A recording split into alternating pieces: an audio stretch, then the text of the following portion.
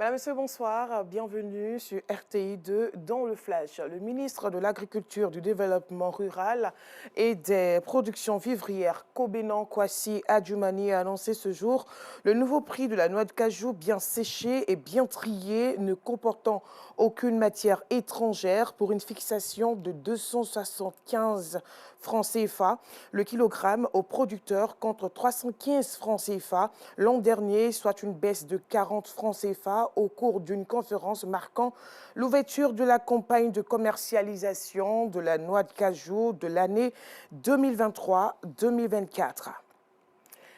La baie des milliardaires de l'île Boulay a accueilli la première journée afro-africaine, une journée de partage d'expériences, mais aussi d'échanges économiques pour ces Américains qui ont effectué nombreux déplacements en Côte d'Ivoire. Une journée également qui se veut le trait d'union entre le peuple ivoirien et américain. Non Sangaré nous en parle dans le 19h30.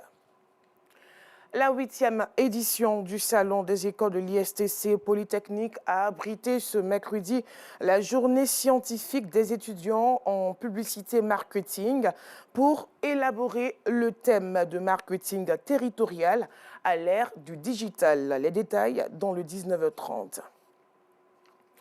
Nous le savons tous, la Cannes de l'hospitalité a débuté le 13 janvier et fermé ses portes le 11 février au stade Alassane Ouattara de Bimpe.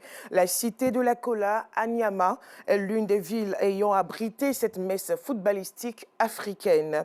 Pour qu'elle soit une réussite, divers corps de métier se sont impliqués. Parmi ces corps, les transporteurs qui ne sont pas restés en marge. Les détails également dans le 19h30.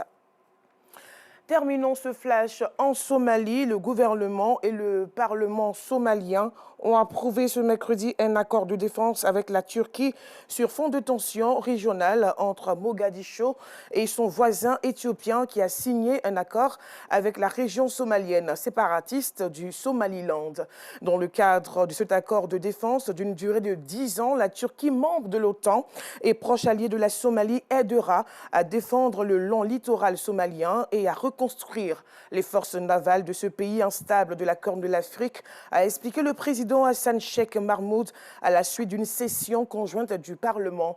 Les autorités somalilandaises ont affirmé qu'en échange de cet accord à la mer, l'Éthiopie allait devenir le premier pays à les reconnaître officiellement et qu'aucun n'a fait depuis que ce petit territoire de 4,5 millions d'habitants a proclamé son indépendance de la Somalie en 1991. Voilà, fin de ce flash à 19h30.